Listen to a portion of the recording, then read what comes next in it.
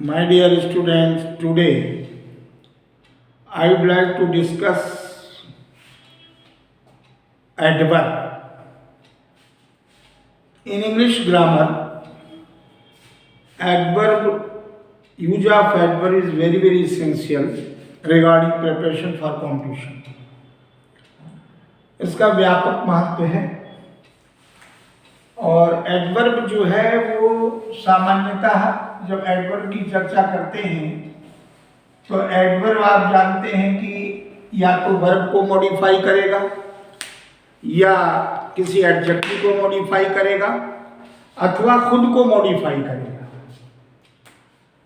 अब ये तो चूंकि एक पारिभाषिक बात है, जैसे एडवर्ब खुद दो सेंटेंस के थ्रू आप समझिए इसको। जैसे हमने कहा कि वर्ब को मॉडिफाई कर रहा है तो ही वॉक्स स्लोली, तो एडवर्ब किसको मॉडिफाई कर रहा है? वर्ब। क्यों? ये स्लोली इसको मॉडिफाई कर रहा है, चलने की क्रिया। तो यहां वर्ब को मॉडिफाई करता है और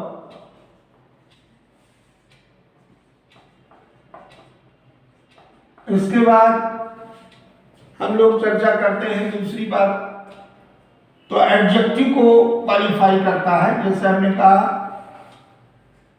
he is a very good boy, तो यहां पर गुड एडजेक्टिव है, उसको वेरी मॉडिफाई कर रहा है। कैसा है? बहुत ही अच्छा। तो ये एडवर्ब हो गया और ये एडजेक्टिव हो गया। और जब एडवर्ब किसी में अपने आप को ही मॉडिफाई करता है, तो जैसे हमने कहा कि ही रीड्स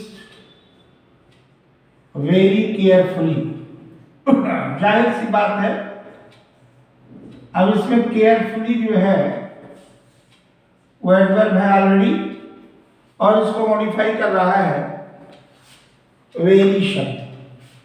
तो ये है एडवर्ब और ये भी एडवर्ब। इस एडवर्ब को ये एडवर्ब मॉडिफाई कर रहा है, दोनों एडवर्ब।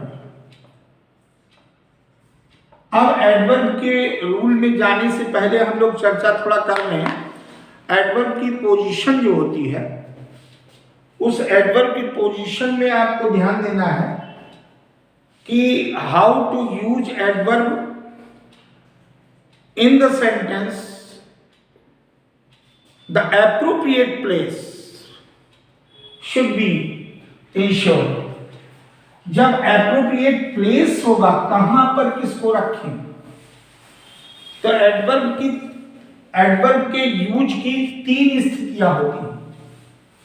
देखिए परिभाषा तो आप किताबों पढ़ ही लेते हैं। Adverb is a word which modifies a verb, comma an adjective और another adverb, उसको तो आप अपने हिसाब से। लेकिन यूज ऑफ एडवर्ब का यूज कैसे होता है वाक्य में,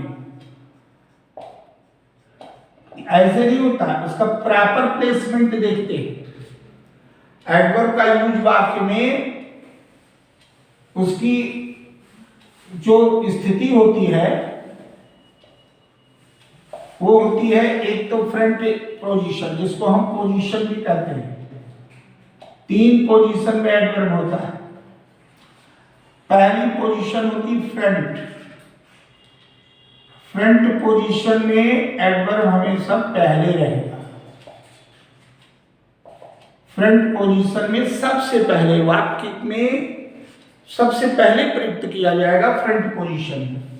जैसे फॉर एग्जांपल हमने कहा कि अनफॉर्चुनेटली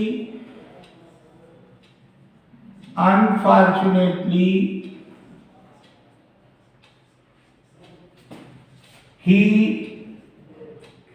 डाइड। अब ये सेंटेंस आया, अगर इसमें देखा जाए तो सबसे पहले क्यों आया फ्रंट पोजीशन में एडवर्ब? क्यों आया? क्योंकि जो कह रहा कि वह मर गया तो उसके लिए कह रहा दुर्भाग्यवश वो मर गया।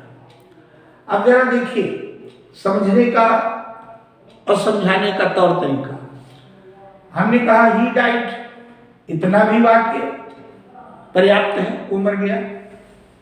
लेकिन जब इस वाक्य में हम अनफॉर्चुनेटली सबसे पहले यूज करते हैं तो वाक्य का यानी ब्यूटी ऑफ द सेंटेंस बढ़ गई, उसमें एनहेंसमेंट हुआ। सौभाग्य, दुर्भाग्य से उसकी मृत्यु हो गई, दुर्भाग्य से वो मर गया। ये भाव जब आया अनफॉर्चुनेटली ही डाइड, तो इससे इस वाक्य में भाषा का स्तर उठ गया। तो इसको मतलब फ्रंट पोजीशन कब होगी? जब एडवर्ब पूरे वाक्य को सुंदर बना दे, पूरे वाक्य को का स्तर ऊंचा कर दे, स्तर ऊंचा करे, तो फ्रंट पोजीशन होगी। जब एडवर्ब पूरे वाक्य का स्तर ऊंचा करे, यानी in order to enrich the standard of the sentence, the use of the adverb will be at front position. Front position will be applied. Second position होती है mid position. Mid position में adverb कब आता है? Mid position, इसका क्यों हम पढ़ा रहे हैं? क्योंकि इससे adverb का प्रयोग अगर गलत जगह पे हो गया तो ऐसे अनेक वाक्य आते हैं जिनमें एडवर्ब प्रायः सही जगह पे न रखते हुए आप गलती कर देते हैं, परिणाम आपके गड़बड़ हो जाता है, आपके लिए परिणाम जो है वो आपके पक्ष में नहीं रहता। तो मिड पोजीशन में क्या होता है? जब एडवर्ब सब्जेक्ट को मॉडिफाई करें। अब सब्जेक्ट को मॉडिफाई से सेंस है कि सब्जेक्ट के बाद आएगा और सहायक क्रिया है या वो है तो उसके बाद आएगा। जैसे हमने दिया कि I have never, I have never told a lie. Suppose ये वाक्य, अब इसमें देखिए सारा दारोमदार, ये नेवर एडवर्ब बीच में आया। ये नेवर एडवर्ब किसको कर रहा? मैं कभी भी झूठ नहीं बोल, मैंने कभी झूठ नहीं बोला है, मैंने कभी झूठ नहीं बोला है। तो मैं आय जो सब्जेक्ट है इसको ही मॉडिफाई कर रहा है, इसका संबंध इससे, इसलिए मिड पोजीशन। इसके बाद लास्ट होता है एंड पोजीशन। एंड पोजीशन में याद रखिए एडवर्ब, एंड पोजीशन में जो एडवर्ब है वो हमेशा क्रिया को मॉडिफाई करता है, तो क्रिया के बाद आता है। जैसे अभी हमने लिखा था ही वॉक्स, अब ये वर्ब हो गया स्लोली, वो धीरे धीरे चलता है, ये वर्ब हो गया और ये वर्ब, तो वर्ब को मॉडिफाई करा इसलिए एंड में आया। अब इसकी एंड पोजीशन हो गई।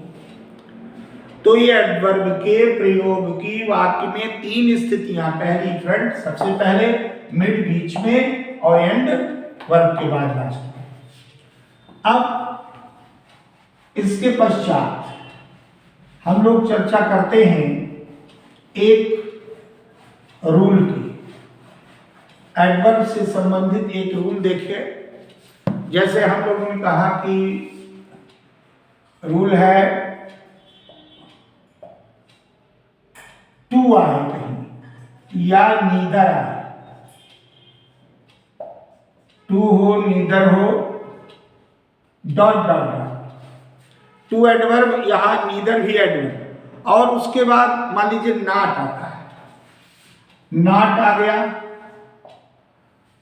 टू नोट करते जाए, नीदर हो नॉट हो और उसके बाद आइदर, मान लीजिए उसके बाद आता है आइदर, तो उसके बाद सो आएगा और सो के बाद ऑक्सिलरी आएगी, हेल्पिंग वर्ब कह लो, हेल्पिंग वर्ब HV आएगा।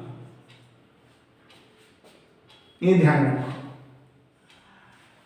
टू हो, नाइदर हो, डॉट डॉट, नाट हो अथवा आइदर हो, टू हो या नाइदर हो, नाट हो या आइदर हो, उसके बाद सो और सो के बाद ऑक्सिलरी हेल्पिंग वर्ब आएगा, ये नियम। लेकिन अब इसको अलग अलग समझना है, ध्यान से देखें। टू का अर्थ हमेशा देखें, जब नेगेटिव हो, जब टू का अर्थ नेगेटिव हो तो कोई भी टू का अर्थ, अब जाहिर सा है कि नेगेटिव सेंटेंस में टू का प्रयोग, और किसी भी, वैसे जैसे हम एक जहां जहां नेगेटिव होगा तो नेगेटिव में जो टू का प्रयोग होगा उसमें नॉट या आइदर, और अफर्मेटिव में टू और नाइदर का प्रयोग होगा। जैसे हम वाक्य लिखते हैं, जैसे हमने कहा मोहन, इससे वाक्य से समझो तब ज्यादा क्लियर होगा। Mohan lost his book and purse too. अब ध्यान से देखिए, Mohan lost his book and purse too, तो जब इसको ऐसे, तो यहां पे टू का अर्थ क्या हो गया? भी। मोहन ने, अब टू का अर्थ नेगेटिव भी हो और अफर्मेटिव, दो में आता है, तो दोनों का प्रयोग हम, टू का अर्थ नेगेटिव हो या अफर्मेटिव हो, तो उदाहरण से समझें। Mohan lost his book and purse too, Mohan ने अपनी किताब खो दी और पर्स भी खो दी। तो प्रस्तुत उदाहरण में ये जो पर्स के बाद टू आया, ये एडवर्ब के रूप में आ गया और भी के अर्थ में। और ये दो बातें ध्यान, जिस एक ही व्यक्ति की दो चीजें खोई, बुक भी और पर्स भी, तो बल दिया गया पर्स भी खोई, और ये अफर्मेटिव सेंटेंस। तो यहां पर आप इसको क्या कहेंगे? ये है अफर्मेटिव सेंटेंस। दिख रहा है अफर्मेटिव, तो इसमें कुछ संशय नहीं है। और अगर टू का अर्थ, मान लीजिए हमने जैसे कहा टू का भी हो गया और ये आइदर को ले लिया, तो नॉट के साथ, जैसे इसी को हमने लिया, मोहन डज नॉट या डिड नॉट, चूंकि पास्ट में है, did not lose his book. अब इसका अर्थ हो गया मोहन ने अपनी किताब नहीं खोई। और इसके बाद हमने कह दिया, एंड से जोड़ दिया, एंड आई डिड नॉट, और यहां लगा दिया आइदर। तो यहां भी आइदर का अर्थ भी हो गया। Mohan did not lose his book and I did not either. इसका मतलब है कि मोहन ने अपनी किताब नहीं खोई और मैंने भी नहीं खोई। लेकिन ये हमेशा किस में आया? आइदर का प्रयोग नेगेटिव सेंस में, ये नेगेटिव में आया, और टू का अफर्मेटिव में आया। आइदर एडवर्ब के रूप में आया तो नेगेटिव में आया।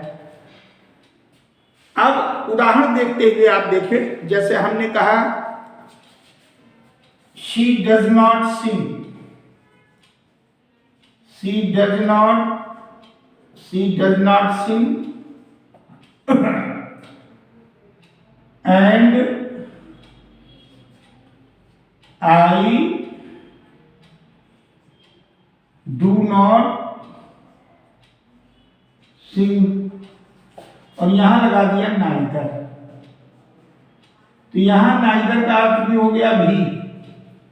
ध्यान दीजिए, यहां भी उसका, अच्छा इसको हम ऐसे भी कर सकते हैं, यहां लगा दीजिए एंड, अगर इन्वर्जन का प्रयोग करते हो तो ऐसे लगाओ नाइदर डू आई। तो सी दोनों प्रयोग, ये दोनों प्रयोग ध्यान से देखें, ये दोनों आइदर भी यहां पर निगेटिव में आया और नाइदर भी आया। जब इन्वर्जन का प्रयोग करेंगे तो ऐसे करेंगे नाइदर डू आई। क्यों?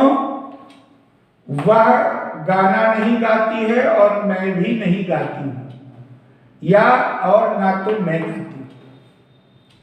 अब डू आई के साथ डू सहायक क्रिया और उसके साथ सी के साथ डरना, ये भी नेगेटिव पक्ष, दोनों पक्ष नेगेटिव रहेंगे अगर आप इस प्रकार से प्रयोग करते हैं। और टू का प्रयोग, आप ध्यान देने योग्य बात है कि टू भी के अर्थ में, आइदर भी के अर्थ में, नाइदर भी के अर्थ में एडवर्ब के रूप में आता है। लेकिन टू अफर्मेटिव सेंटेंस में और आइदर और नाइदर केवल और केवल नेगेटिव सेंटेंस, वो दोनों वाक्य खंड नेगेटिव में होंगे और इसमें दोनों पॉजिटिव में यानी अफर्मेटिव सेंस में होंगे। अब एक चीज इस पे नोट कर लें, महत्वपूर्ण चीज है, वो नोट में लिख लें। नोट में लिखें, देखिए जब दो अफर्मेटिव सेंटेंस में, जब ये नोट लिख लें, जब दो अफर्मेटिव सेंटेंस, दो अफर्मेटिव सेंटेंसेस में, ध्यान दें, वाक्य में दो अफर्मेटिव सेंटेंस, एक ही प्रकार का कार्य हो, दो अफर्मेटिव सेंटेंस में एक जैसा कार्य, एक जैसा कार्य हो, तो हम लोग क्या करते हैं, तो उसमें सबसे पहले वाक्य में टू के बजाय तब हम क्या करते हैं, हो तो वाक्य में टू के बदले, टू के बदले ये वाला नियम लगाते हैं, सो प्लस ऑक्सिलरी यानी सहायक क्रिया। फॉर एग्जाम्पल जैसे हमने कहा Sita sings well, Sita sings well affirmative हो गया। और दूसरा हमने कहा रीता सिंग्स वेल, अब दोनों गाने का ही काम कर रही हैं, तो जब दोनों गाने काम कर रही हैं तो हम इसको ऐसे नहीं लिखेंगे, ऐसे न लिख करके क्या लिखेंगे, सीता सिंग्स, ये गलत होगा, मतलब वेल और रीता सिंग्स वेल दोनों हैं, तो इसका ग्रामेटिकली परफेक्शन कैसे होगा कि सीता सिंग्स वेल और सो लगा देंगे, सो डज रीता। अब ध्यान दीजिए, ये बनेगा सर, क्यों? क्योंकि सीता गाती है वैसे रीता भी गाती है। अब आप देखिए यहां पर सो के बाद एचबी ऑक्सिलरी, तो यहां पर सो के बाद ऑक्सिलरी डज इसलिए आया क्योंकि प्रेजेंट टेंस में। तो क्या बनेगा sentence, Sita sings well so does Rita. ये उदाहरण हो जाएगा। कोई भी उदाहरण अगर ऐसे आता है Sita sings well Rita sings well, तो आप इसको परफेक्टली कैसे फॉर्म करेंगे, Sita sings well so does, वही काम, क्योंकि दोनों अफर्मेटिव सेंटेंस है। तो यहाँ टू के बदले सो और भी का वैसा ही करती, इसमें भी वही भी, सीता भी वही करती, भी वही, ये अर्थ है, या वैसा, ये भाव आएगा।